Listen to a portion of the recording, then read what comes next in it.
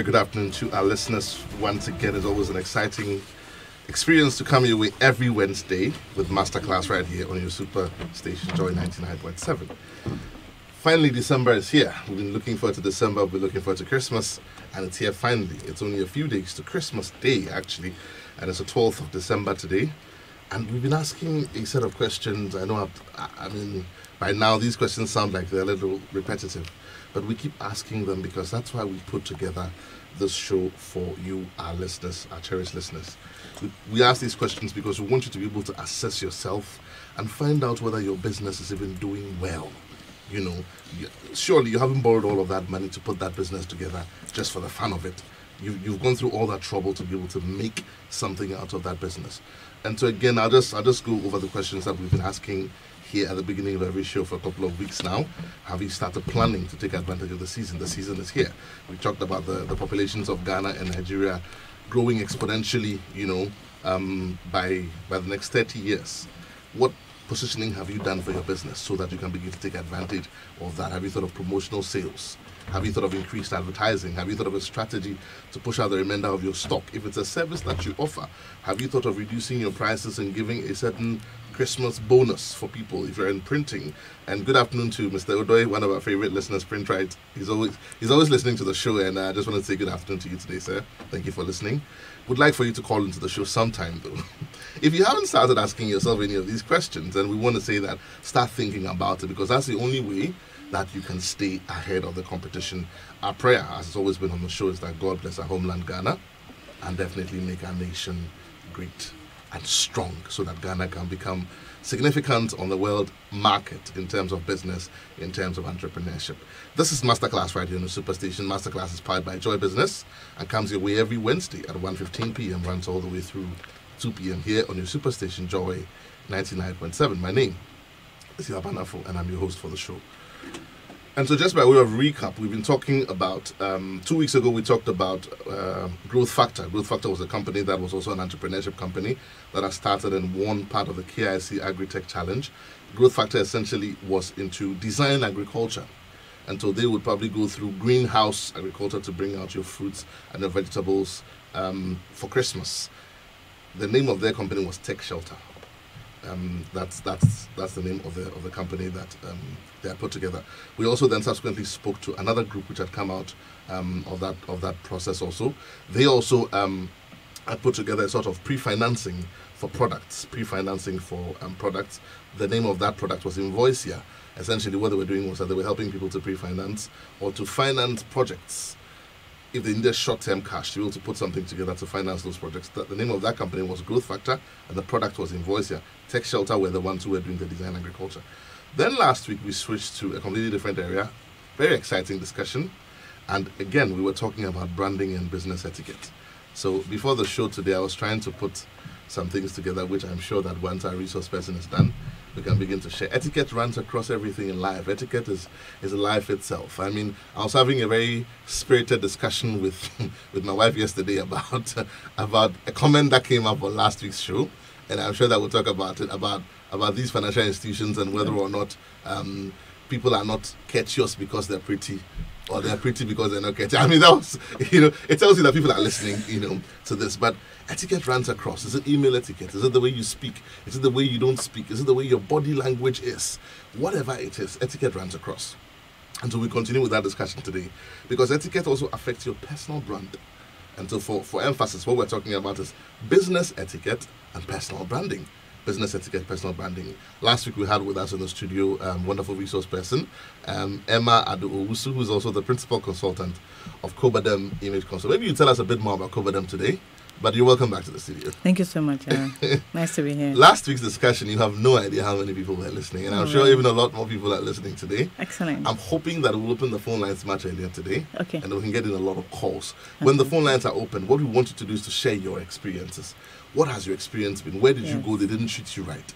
What experience did you have? What do you think we can do better as a people in our businesses? Is it just about the service we offer, or it's also about how we sell that service? True. What is it that makes you remember that service and want to go back?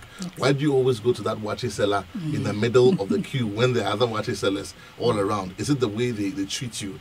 Why do you go to that spare parts dealer? Yeah. You know, what else is he selling that is significant?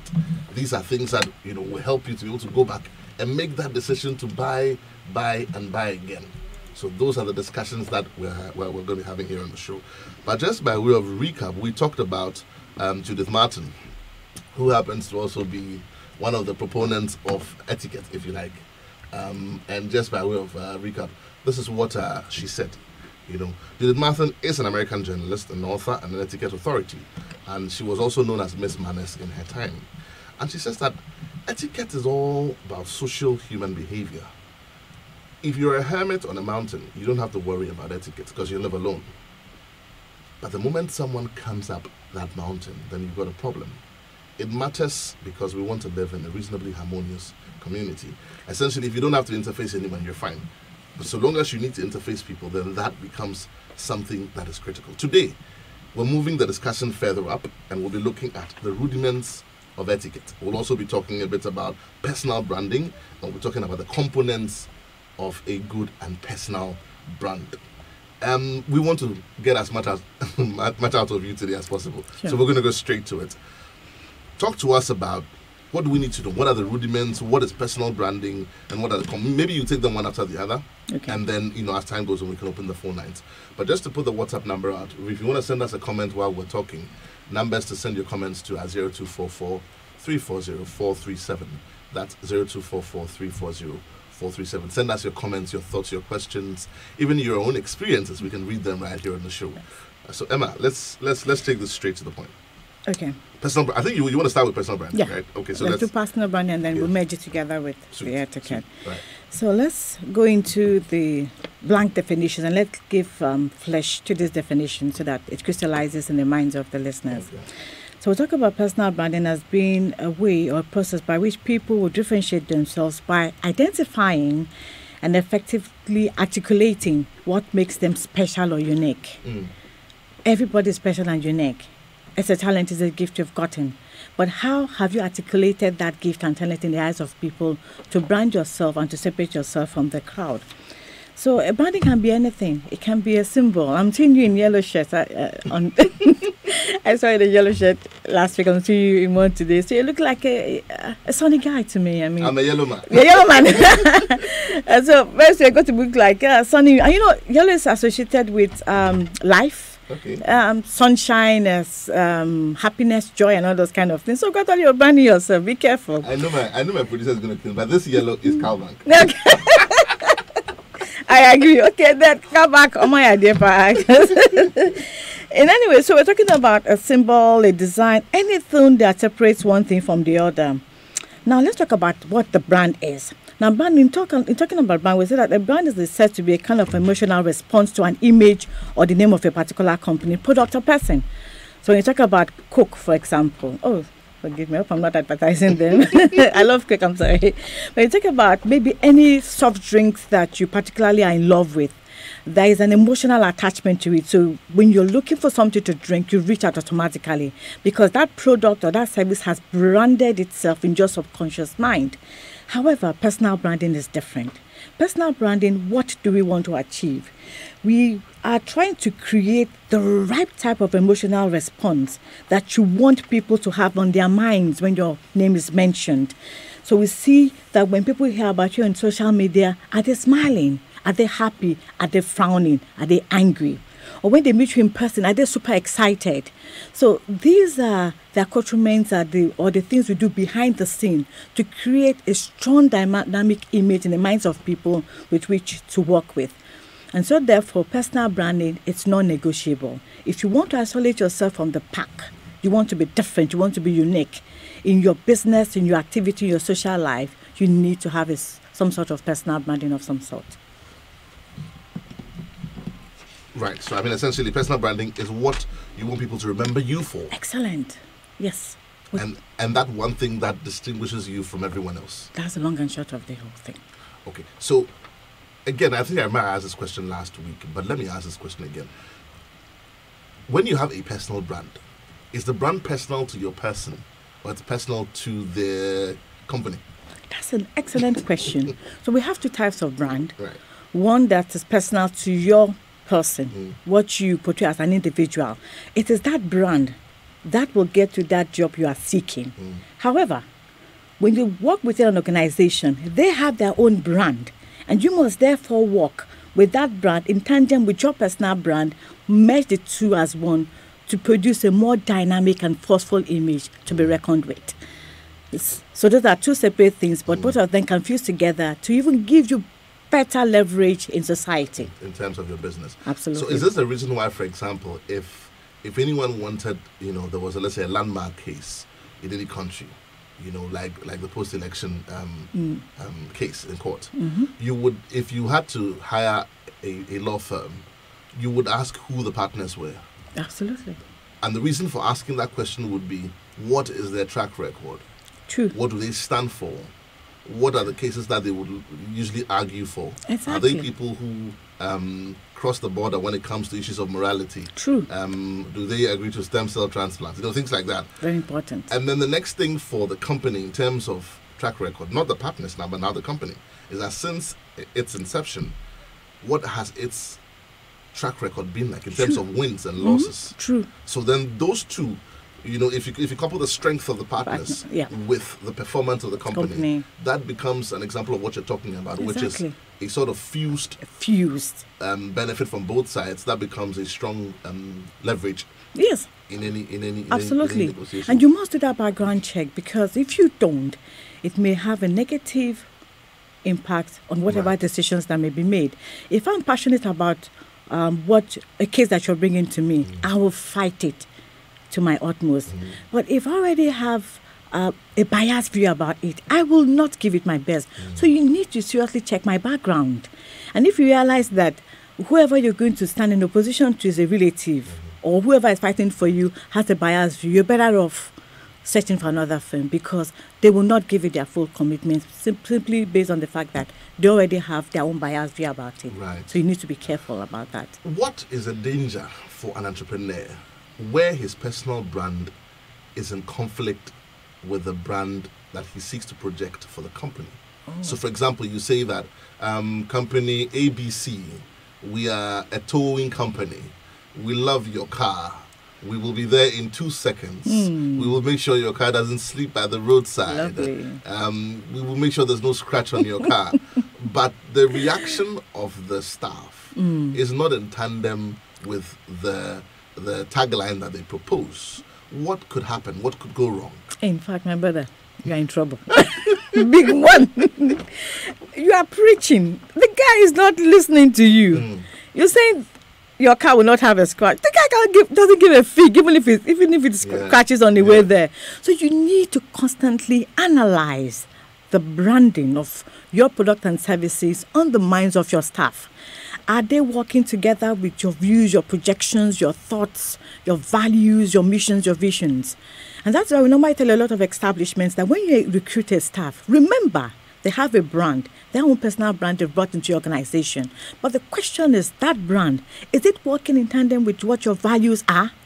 Now, if you sense that there's a disconnect between the brand you are pushing out there and the personal brand and values of your employee, you must train them to harmonize the two brands. Because when an employee believes in what you are doing, he believes in your cause, he will fight to the utmost. But if it's like, what's my boss talking about scratches? I don't give it. What? All right, fine, I'll just do it because I'm doing it. The heart and mind is not there. So probably doing it because it has a size to pick up at the end of the month. But that's not good enough. If I work for you and I believe in your product, your services, your values, your mission and your visions, I will go the extra mile to make you happy. But if my approach is half-heartedly, I will only do what I can to my capacity. So if the closing time is 5 o'clock, you're asking me to go and pick a car at the roadside which has broken down, I will tell my supervisor, at your time I'll soon come if you. I need to go home. And so that is totally different. So that's essentially, and we're still talking about personal branding here. Sure. We're trying to see how that sort of fuses into the delivery of the entire company. Absolutely. So we've talked about a situation where both should come together to bring the strength. True. Where it's at variance, then clearly you have issues of service issues, how you deliver to your customers complaining. Let me ask this question, and it may sound like an unintelligent question, but is it possible for a business owner, an entrepreneur, to purport to represent a certain brand, but have a complete misunderstanding of that brand himself? Yeah, exactly. It is. You see, when we're talking about brand, when we're looking at how to build your brand, how to put it out there to people, it's a lot of work involved. Conviction, character. You've mentioned the key word, and I was going to come to that. On the back of that question, does one's personal brand tie in with one's conviction? Oh, yes, indeed. Because obviously, if I'm branding myself, I'm building a brand, I need to be convinced about the values of the brand I'm trying to associate myself with. But if I'm not fully convinced about the positives of that particular value that I'm purporting, there is always going to be a disconnect between my actions and what I truly feel inside. And that's why they keep on saying that, action speaks louder than words. So if you internalize the brand, it becomes part of you. You are willing to do what it takes to really push it out there. But if you have not internalized that brand, it's not within you. You don't believe in the concept. You're just going along with the flow. You can never be 100% fully committed to the brand that you are purporting. Let me take us back a little bit to one of our very early resource persons. When I say early in the day when Masterclass started. This is Thompson Chua. Thompson, good afternoon to you if you're listening. He came here in February 2017. He was also back here, I think, about a month or two ago. Sure. He was talking about value proposition. And Thompson will always say that for you to start a business in the first place, there must be a need in society that you've identified. True. If you ever go into business thinking, this seems to be moving, weave-ons seem to be the thing of the season, let me also go and sell weave-ons. Is a wrong reason to go into business. True. Most probably you're going to fail. I agree. So you must have a need you've identified. True. It could be a need that is already being satisfied by some people, but they're doing it in a certain way, and you think you can bring more value to that process. Excellent. True. Should the question of brand be tied to one's identification of the reason why they're going to business? So, for example, if I've got a bit of cash and I want to go into business, and I see that, let's say, people are selling, any product, but the shelf life of that product is 1 day and it goes off, and I can give you a 1 week shelf life. So I bring that to the market. I've identified the need. Yes. But in that process, should I then ask myself the question, what was the need I saw? What is my conviction to fix that need? Should that conviction then play into the area of what I want to represent, which then becomes my brand? That thought process is what I'm referring to. How thorough should that thought process be? It should be thorough because, like everybody out there knows, marketing is a very, very tough game. You need to ride out the waves that are in there in marketing. When I'm proposing a solution to an existing problem, I must having identified what the problem will be. It's important that I synergize my brand in tandem with what the problem is. And it is important because at that point in time, you will have challenges. So what happens when there are problems and you don't believe in the value of what you're marketing? You're going to drop it.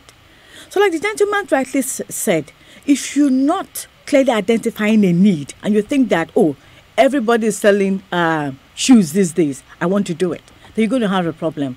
When I went into the business of professional grooming, etiquette and personal branding, I identified that as a need for professional dressing in the workplace because people were getting it wrong. It's a need.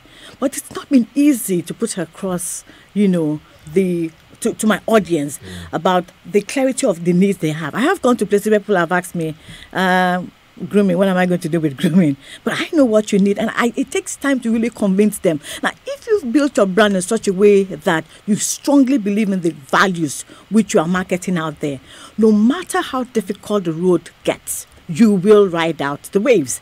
But if you're just doing it momentarily for the fun, or everybody's me too, let me do some, it will not take time. In a little bit, you get exhausted, you get fatigued, you're moving on to the next thing. And you know what happens with a rolling stone? It never gathers moss.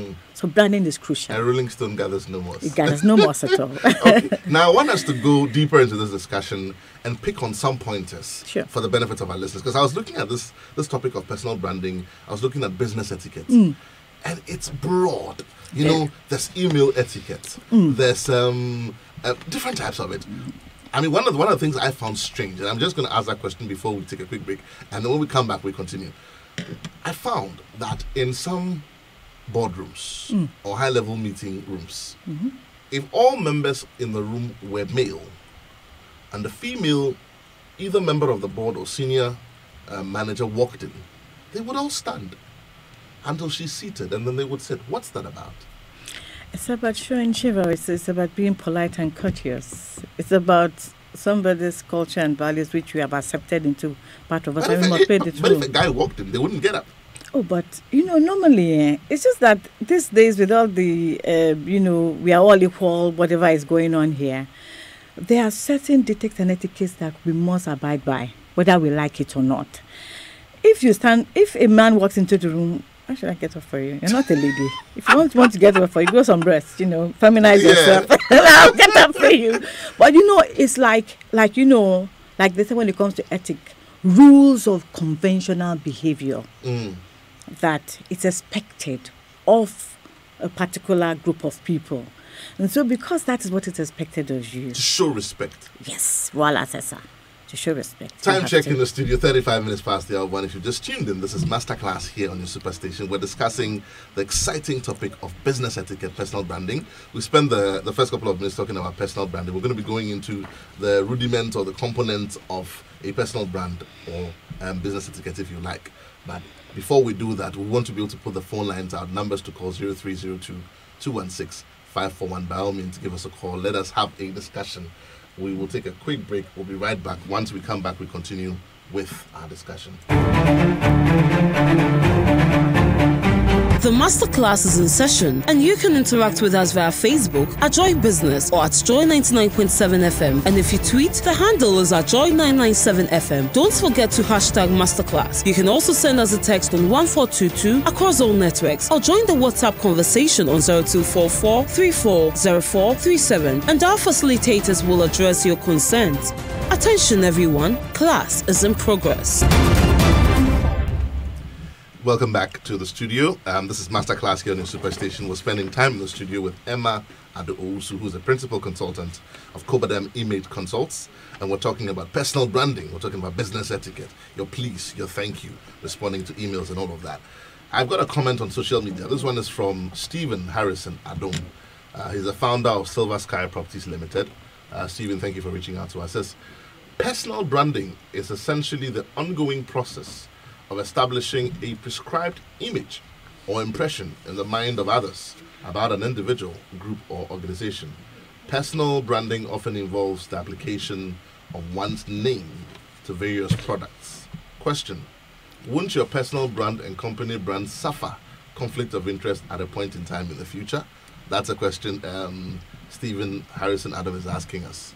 Okay, I've got Lukman on the line. Let me talk to Lukman and then we'll try and answer Harrison's question. Good afternoon, Lukman. You're welcome to the show. Thank you very much, Mr. Yavona. Good afternoon. Good afternoon. Right. Yeah, please, I would like to find out, don't you think that your geographical location will determine how you treat your customers? Let me give you an example. Yeah. You see, there is a woman in our area.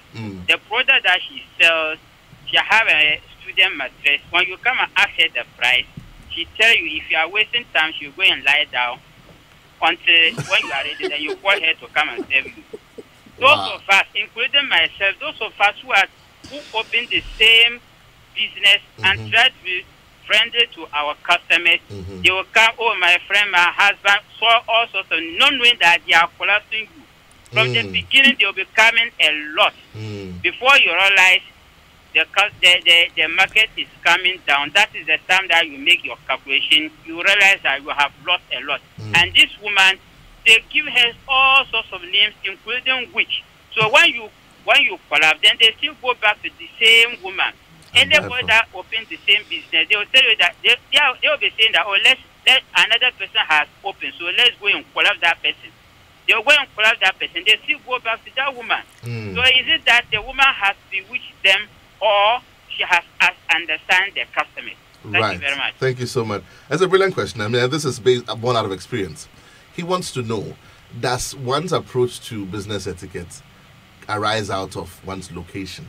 That's an excellent question. One's geographical location. Yes, when talking about business etiquette, of course, geographical location is very important. I'll give you an example.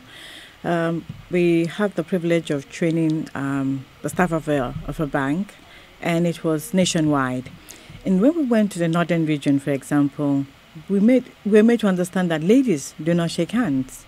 It's a very Muslim community. Yeah. So when you offer your hand to a lady to shake her, she's offended. I mean, the men will not even accept it. So within the local context there, you need to vary your etiquette to suit what is expected of you within that sociocultural setting. Now, with regards, so let's come back to this mattress issue. So the woman opens up a shop. She's rude, she's arrogant, she's belligerent to people, but people will still, go back to her, and then they will still end up shopping. And the other guy opens his business, and he's like, no, I'm going to do the right thing. I'm going to be polite. I'm going to be courteous to my client. And what is happening? People are not buying from me. Irony. I'm trying to wrap my mind around it, and I'm asking myself, and I'm trying to find out exactly why. I haven't had time to talk to you on the face-to-face basis, but I want to find out from you, has he done his due diligence? Exactly why is she selling her mattresses? Could it be possible that she has more variety? One. Secondly, also, what I've noticed in our sociocultural setting is that we sometimes are not consistent with, how do I say, when we set out to achieve a certain aspect of selling, sometimes we're not consistent.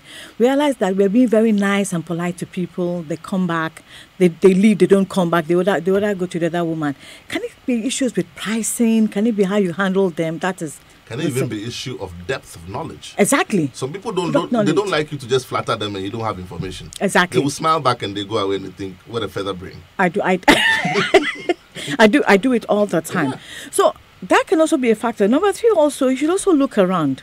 Maybe being nice to the clients. Is he overdoing it to an extent? I heard things like my husband, my wife, and things. He may be overdoing it to an extent. He's not the one doing it. They're the ones who are. So it's a mixture of factors that may be affecting the sale. But one thing I've known when it comes to branding is that it takes time to build. It takes time to mature. Branding is like wine. The longer you stay at it, the more mature it gets. For example, the kind of clothes I deal in, it's been difficult when a lot of Chinese goods began to stream into the country because I own a boutique. And most often than not, I was sourced for high quality local materials or things coming from outside. For a long time, my colleagues kept on insisting, go to China. Everything is from China.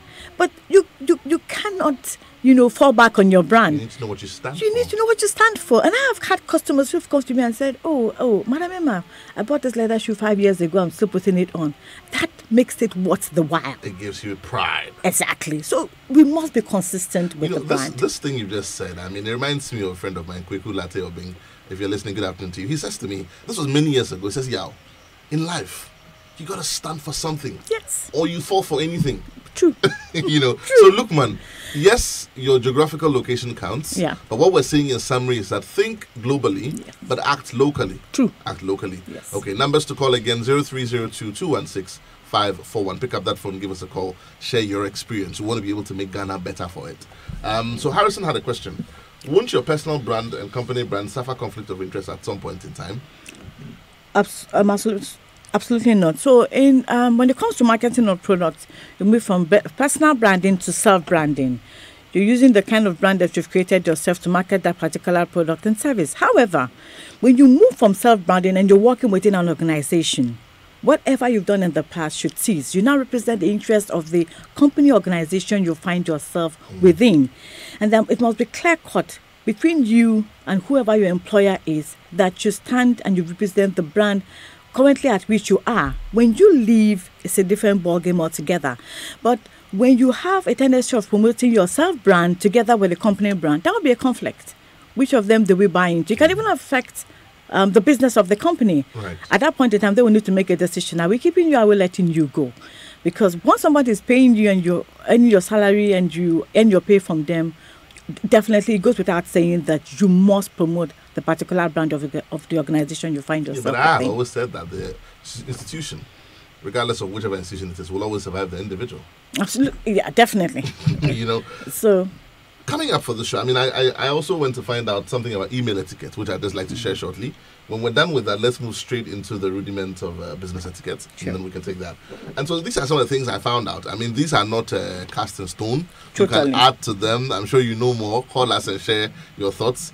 But when you're sending an email, I have come to find that it's courteous not to type your email in capital letters. Yes, indeed. Because apparently it's synonymous to shouting at the person. Is that true? Yes, so you should go and, highlight it in red. Oh my God, that's creepy. That's a volcanic eruption taking place there. All right. So, and then when you're sending your emails, you should choose your subject wisely. Very important. So that's, the subject of the email, even if it's, let's say, disruption of telephone lines, you don't say business shut down. Exactly. Something, you don't alarm everyone with your create panic with your caption. True. The thing is that your email caption is also the first thing that people will look at. So it must be attractive, which gives them an idea of what you're going to say. Exactly. True. So you should choose it with tact. Exactly. You should also watch your grammar Very and important. your spelling. Very important. Some people are easily put off by bad grammar, bad punctuation. There's a video that's gone viral on WhatsApp, and it's about grammar. And I think it goes something like this: if Zimbabwe did it, then Namibia can did it, then Ghana can did it, and then in the end, we all did it. It's serious. I mean, essentially, it's important how you type. Very important. The same way it's important how you speak. Some people are easily put off by that thing. Let me ask you, and I think the last thing about emails is that keep them organized. Very. Because people read in a certain chronology. So if your emails are all over the place, you're making a certain point, build your argument, go to the point, and conclude. It's true. Don't write all over the place, and then it makes it difficult to read. So those are a few pointers on emails. If you have some more to share, send us a message on 0244 340 437 or pick up that phone, give us a call. Email etiquette. We talked about grooming. And so, I spoke to one mentor of mine who's a stickler for discipline. I mean, use the right glass, use the right cutlery. True. If you ever use the wine glass for liquor, you're in trouble. If you ever used, people don't know their glasses. They don't. Very quickly, how do people know what glass to use for what? Excellent. Or what are the types of glasses? Okay, so business etiquette. We're talking about business etiquette. Yeah, business etiquette. So if you went for a business lunch, what are the different glasses you should know about? You have your white wine glass, your red wine glass, your champagne glass, your cognac glass, and of course your water glasses. Those are the basic ones you should Is find. the water glass the same as the wine glass? Totally not. Totally not the same as the wine. So if you go for a business lunch and you don't know any of these glasses, just ask for a bottle of water. I feel free. Okay. And you know what normally happens is that for most restaurants and restaurants and hoteliers, you find that the waiters are well trained. So if you order for a white wine, you're not sure which glass to pick. My brother, look away. And the waiter will pour into the correct glass. Because when you're not sure, it's better you abstain than you're embarrassed. When you order red wine, by etiquette, it means you're eating what? When you order red wine goes with meat dishes. So you don't order fish and ask for red wine. They will look at you funny. What's all this wahala? So and then when you order white wine, your white wine, your seafood, you're eating fish. Yes, your fishes and your fish dishes and your shrimps and your seafood. You see when they lay the table. Yes. There's a fork. Okay. There's a spoon at the top of the plate, which is like the third spoon or something. Yeah. What spoon is that? Okay, so on the table. So that should be your dessert spoon. That's a dessert spoon. So basically, after you're through with the meal, the dessert spoon is placed right on top. So you should move it from the top right corner to your left side corner and indicate to the waiter that you're ready for your dessert. When you're done eating with a fork and a knife, how do you put them together to signal that I'm done eating? It depends. If you're doing it at continental dining or American style dining, there are different ways of placing your cutlery. If it's continental? So continental is, we call it the 10 o'clock is the 4 o'clock position, basically. Wahala. So basically what it means is that your fork and your knife, the knife faces inward towards you, not outside. And of course your fork beside it. And it should be, the base of the cutlery should be located at the south end of your dish. And so imagine a clock on your mind, okay? And so you have your cutlery is facing 4 o'clock, and then the other side will be facing 10 o'clock. So we call it the 10 o'clock. It's the 10 minutes to 4 p.m. position of your cutlery, just to give you an idea. Can't you just say, excuse me? You wish. I don't finish now. Take it and go. I'm Okay, done. let's talk about grooming, dressing. Okay, dressing. Would you advise any business person to blend their colors or to clash their colors? That's a good question. It depends on what you're dressing for. We have about 50 different types of dress codes. Where are you going to? What's the occasion for? You're going to a business meeting. Business meeting, dark colored attires are better. Okay. Your blue, black, your blacks. Not definitely brown. You're not unless you want to go in a friendly If mood. I did a green tie, would it be okay to do a blue shirt and a yellow trousers or something like that? No, that would give me a headache immediately. I'm clashing my colors because I've met someone before who said that, look, okay, so they wore really funny colors. They walked into a meeting, Okay. and my mentor said to them, "What's wrong with you? You look like a Christmas tree." He says, "Well, sir, most people choose to blend their colors, but I choose to clash my colors." For the fun of the moment now, but that could lose your business. If you're talking about high power dressing, you don't want to play with your colors at all. Let's talk The about stakes are cologne high. and sprays. Oh yes. So talking about cologne and spray. Okay, so there are different types of colognes and spray. There are 4 different types. You have eau de cologne, eau de perfume, eau de toilette, and perfume. They're not the same. See, I'm staring at you. Which one do you put in your armpit? The one that you shake like this? No. None of them actually. Okay. We say that you apply your cologne and your perfume to your pressure points. Where's your pressure points? Yeah. I'm listening to you. Behind your ears. I have no idea. Behind your ears. Okay. All right. In between the bend of your elbows. Okay. On your wrist and behind your knees. Some Just people like put pressure perfume in points. their shirts. They shouldn't, because it's going to stain it. It contains a lot of oils. So at the end of the day, it's difficult to get the Okay. oil off. So you're best applying it to your skin. And so that will enable you smell So very cologne nice. should go on your skin. Cologne perfume should go on your On skin. your skin. On your skin. Body sprays. Body splash is applied right after a shower, because the skin pores are open and it enables it to lock in the moisture, Right. locks it in. So right after your shower, you go out to spray in your body splashes and then you're good to go. Okay. Let's now go to the components. I've got just a few more minutes. What are the components of business etiquette? In terms of Or personal branding, if you like. okay, so components of personal branding. Let's just get this out there to your audience so that they can listen. Right. The first thing, a couple of things you know when it comes to your personal brand is that if you don't brand, people will brand you. Whether you participate in the branding process or not, we will definitely give you a brand. We're talking about the need for you to be able to gain expert status. Without branding yourself, you will not be perceived as an expert. So whatever it is you are doing, you need to get it in the minds of the public that you are the best person suited for it. We'll talk about gaining credibility and trust. If you're going to build a very, very credible brand, if you want to look credible and you want people to trust you with their businesses, with their social activities, you definitely need to build that brand, because it will enable you to establish credibility in the eyes of your business prospects. So that is very crucial.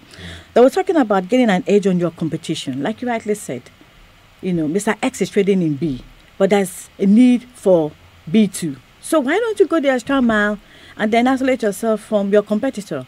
For example, let's say I bake cakes. There are different aspects to baking cakes. There are those who are good in making floristry. There are those who are good in creating figures. You can decide to be a master florist in cake decoration. That becomes your brand. So when I'm looking for a florist to decorate my cake, I know exactly I'm heading towards you. You've created that brand. It's branded on my mind. I won't go anywhere. Then we'll talk about the need to increase your value and, of course, to gain confidence. The more you are diligent and the more you are efficient at what you do, your confidence will grow. People will associate with you, your brand will resonate, and they would like to do business with you. So, but that effort that is involved in building our brand is where we sometimes run away from. Personal branding is not a huge thing. Like you rightly said, you know what your key areas are. And then use the etiquette to brush up your skill. Let's say, for example, I'm heading a company. I realize that in building my brand, I need to get trained in social or business etiquette, maybe my telephone etiquette, my culinary skills. So what do? I go and, go for that training to enhance my brand. Because the next day I may be having dinner with the president. And if my cutlery is messed up, I've ruined my brand in the eyes of the head of state. So if you know... Can I lose business because I didn't put forth the right etiquette? Absolutely. You can lose business. If I'm doing business with you and you come across as a professional and you don't know where your fork and your knife should be, then that's the problem. Why? Because at the end of the day... I mean, I know how to handle money. I may not know fork and knife, but I know money. If ordinary fork and knife, you don't know how to handle it. Is it my 50 million Ghana cedis that you're going to handle well? Ordinary fork and knife, you are struggling with it. Unless they're making a lasting first impression, you're going to have a meeting. And you look at the caliber of the person you're going to meet. It presupposes that you have to be on top of your game, your grooming, your etiquette, your mannerisms. But let me be controversial and ask this question. Sure. All of this etiquette, be nice, know where your left hand is, know where your right hand is. Don't, when you are going to the door, open the car door for the person. If you are the one visiting, don't exit the office first, or let the person go first. All of this. Is it not somebody's culture we are going to bring? And I'm re-echoing Lukman's point. Is etiquette multiculturally acceptable? Or it has to have some kind of local significance where it's being applied? Excellent. You said it, Jao. You know, there are some of them that would cut across different types of cultures. But there are some of them we need to localize. We need to bring it home. Yes, we've been talking about fork and knife, but that doesn't stop me from using my fingers when I go into a restaurant to eat fufu. Because within my socio-cultural setting, we use our fingers to eat our food. And there's nothing absolutely wrong with it. You get the point? And even the person on the other end will appreciate it. But then, like you rightly said, Yao, you're not a hermit, are you? No. You're dealing with people. Yeah. People's emotions are involved here. Their perception of you, your brand, how they look at you. There's certain standards they expect of you. For their sake and for the sake of society, we are compelled to live by the dictates of this etiquette. Because it's one way we reinforce our brand in the eyes of those whom we are dealing with. Let's talk about phone calls. Must you return your all phone calls? You must. All phone calls. It's a courteous thing to do. You should return. Can't you just phone send a calls. text and say, you know what people will do? When they see your call, they really don't want to talk to you. So they try to call you at an odd time. Then when it rings once, they cut it. And then they say, I tried to call you. You know, they send you a quick text. Can't you just send somebody a text and say, I tried to call you? But that's a response. But no response is the Sometimes issue. you really don't want to talk to them. So send them a text message. That's courteous enough. The point we're trying to make is that somebody may call you. You may not be in a position to pick up that call at that point in time. So a text message is fantastic. It shows that you appreciate the call and you've given them a response. If an email doesn't drop for whatever technical reason for 2 days, and it's $1 million contract, and the person is blowing their top and they send you a stinker, and you see it only 2 days later, what should your first reaction be? Apology immediately. And find out but why. The guy is offending you directly, and you didn't even receive the email. And he's already calling you names. Please, who wants the business? You or the other guy? Okay, so because of the business. What? Okay, what other, I'm just trying to think wild here. What other, people talk about golf, for example. You want to do business with somebody, they say, let's play a game of golf. Yes. And there are various reasons. Golfers will tell you that golf is life. So if you get impatient at some point, it means you're going to be impatient with my money. If you go down at some point, how you recover? It's a sign to say when you go down in your business, you will fight back. You fight back. Or you start cheating. So people use things like golf, games, and people say, let's take a walk. People say, let's go for a path, let's go for a swim. Yes. How does all of these things affect the business very quickly? Well, who is at the receiving end? What are you looking at for? I mean, what do you stand to benefit? You do a cost-benefit analysis. You need the business. You need to project yourself to the next level. You need it for leverage. And so, therefore, we come down to what we say, etiquette and, some of these little things you do to help you gain an advantage, basically. Very quickly, as part of etiquette, must you also be knowledgeable in world issues? So that if you sat at a table of CEOs and they were talking about the most recent thing that happened in Brexit, for example, I mean, the country sat there and they voted in 30 minutes. And what are the implications? Theresa has to go back to, the British Parliament, to be able to get the vote done. Should you know? Is it courteous to know about what's going on in the world? If you can, you should know. Otherwise, they're going to ask you, are you existing? I mean, you're here. So listen to news. I mean, I do that all the time, just to be abreast. You may not necessarily get into the, nitty-gritty of the issue, but just to keep yourself abreast of what is happening in the society shows that you are concerned, that you're part of 30 seconds. it. What's the takeout from today's discussion? Personal. And next week, what are we looking at? Okay, so take out you must personal brand yourself if you're going to move your business and your image to the next level. Business etiquette is a critical tool in branding yourself as an individual who is supposed to leverage himself in business or in society. Next week, we're going to look at the components of a good personal brand. What makes your brand unique? How do you separate your brand from the rest of what is out there? And of course, we're going to start the gradual process of how to build a personal brand. Right. Okay. Thank you so much. This has been Masterclass Radio on the Superstation. Next week, we'll continue our discussion with Emma Adu. So thank you for taking the time out. Up next is the news at 2. Thank you for listening. See you same time next week.